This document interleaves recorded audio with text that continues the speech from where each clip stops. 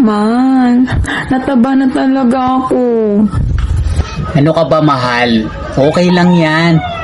Para kang ang Barbie. Talaga, mahal? Mukha akong Barbie? Oo, barbecue. Ang ina mo.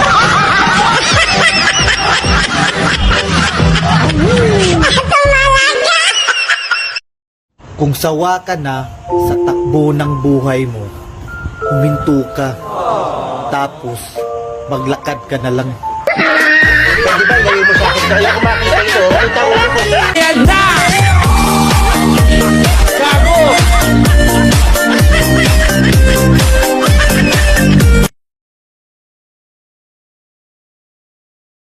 Tabi, dadaan ang hindi marunong mambabae. Kapal ng mukha mo!